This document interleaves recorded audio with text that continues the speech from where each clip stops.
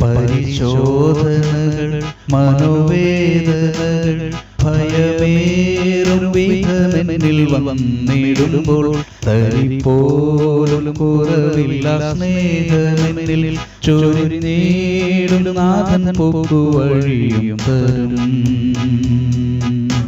1 യോഹന്നാൻ 4:10 നാം ദൈവത്തെ സ്നേഹിച്ചതല്ല, അവൻ നമ്മെ സ്നേഹിച്ച് തൻ്റെ പുത്രനെ നമ്മുടെ പാപങ്ങൾക്ക് പ്രായശ്ചിത്തമാകുവാൻ അയച്ചത് തന്നെ സാക്ഷാൽ സ്നേഹമാകുന്നു. അപ്പോൾ സാക്ഷാൽ സ്നേഹം, സാധാരണ സ്നേഹം, ഇങ്ങനെ സ്നേഹത്തിന് 2 മുഖങ്ങളുണ്ടോ?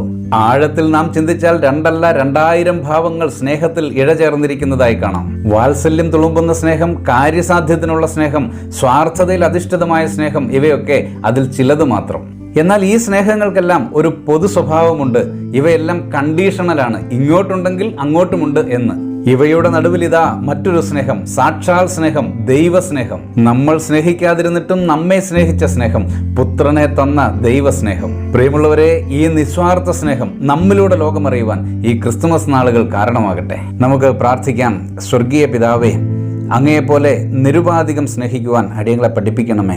ഈ ആഘോഷ നാളുകളിൽ അങ്ങയുടെ ദിവ്യസ്നേഹം വെളിപ്പെടുത്തുവാൻ അടിയങ്ങൾക്ക് കൃപ നൽകണമേ. ക്രിസ്തുയേശുവിൻ്റെ ധന്യനാമത്തിൽ തന്നെ. ആമേൻ.